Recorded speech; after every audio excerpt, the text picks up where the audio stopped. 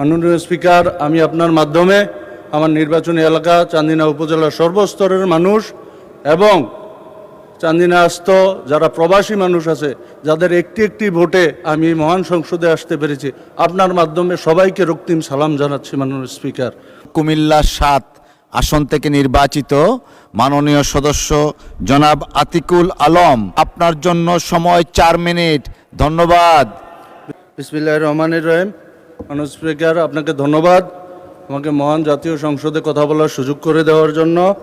আমি সর্বপ্রথমে আল্লাহ রাসূলের দরবারে লাখো কোটি শুকরিয়া জ্ঞাপন করছি, যার ফলশ্রুতিতে আল্লাহ রাসূলের দোয়ায় চান্দিনার সর্বস্তরের মানুষের একটা ভোটের মাধ্যমে আমি মহান সংসদে আসতে পেরেছি। আমি গভীর শ্রদ্ধাভরে স্মরণ করছি মহান স্বাধীনতার ঘোষক শহীদ প্রেসিডেন্ট জিয়াউর রহমান সাহেবকে এবং গভীর শ্রদ্ধাভরে স্মরণ করছি গণতন্ত্রের অতন্ত্র প্রহরী আমাদের দেশমাতা দেশনেত্রী বেগম খালেদা জিয়া ম্যাডামকে। মাননীয় স্পিকার, আমার নির্বাচনী আসন 255 কুমিল্লা ৭। এই নির্বাচনী আসনে একটি উপজেলা এবং একটি পৌরসভা অবস্থিত।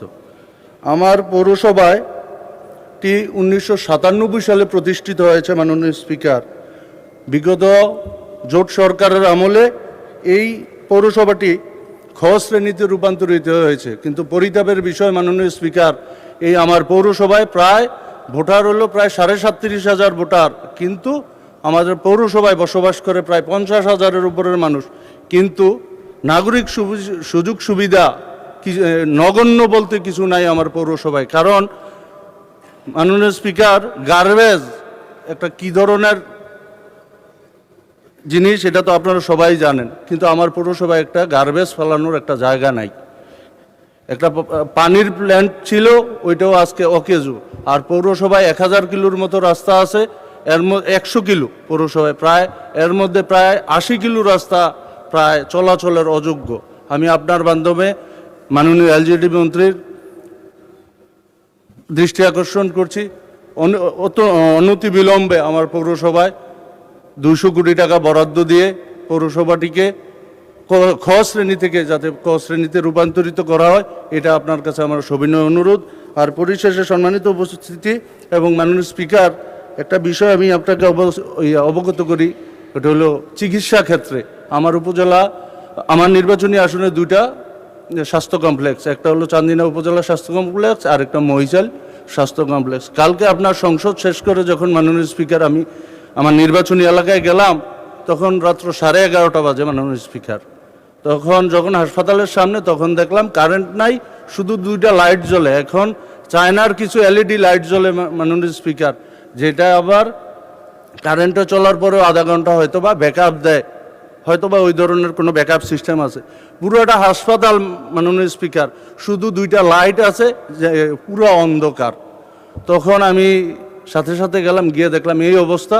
কিন্তু আমার কথা হইল মাননীয় স্পিকার, এই যদি হয় চিকিৎসা খাতের অবস্থা, যেটা মানুষের জীবন মরণ নিয়ে অবস্থান, এই হইল চিকিৎসা ব্যবস্থা। আমি শুধু এটুকুই বলবো মাননীয় স্পিকার, এই যে আমার নির্বাচনী আসনে যে উপজেলা স্বাস্থ্য কমপ্লেক্স, এই স্বাস্থ্য কমপ্লেক্সের যেই ডাক্তার যেই থাকার ব্যবস্থা, এটাতে মানুষ তো দূরের কথা, পশু পাখিও মাননীয় স্পিকার থাকতে পারবে না। আরেকটা বিষয়, উপজেলা স্বাস্থ্য কমপ্লেক্স সম্পর্কে আমি শুধু অবহিত করতে চাই মাননীয় স্পিকার, নিমশের থেকে এটা যদি আপনি ধরেন ইলেটগঞ্জ পর্যন্ত প্রায় 30 কিলোমিটার জায়গা, এই জায়গায় প্রতি সপ্তাহে 5 থেকে 7টা অ্যাক্সিডেন্ট হবে। উন্নত চিকিৎসার জন্য এই হাসপাতালে আমার মনে হয় সপ্তাহে 8-10 জন মানুষ আপনার নিহত হয়। আমি শুধু আপনার মাধ্যমে এটুকু বুঝাবো, এই হাসপাতাল। ধন্যবাদ মাননীয় সদস্য। 1 মিনিট।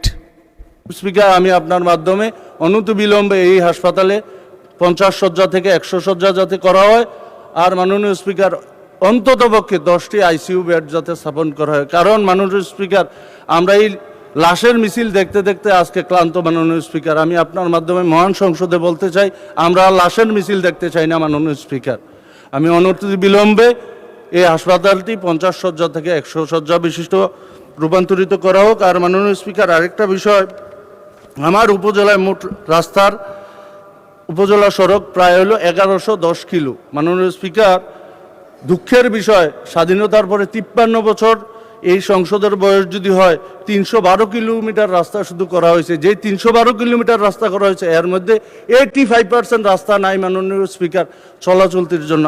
আর যেই কাঁচাগুলো আছে এখনো কাঁচা আছে মাননীয় স্পিকার প্রায় 730 কিলোমিটার মাননীয় স্পিকার। আমি আপনার মাধ্যমে ধন্যবাদ মাননীয় সদস্য।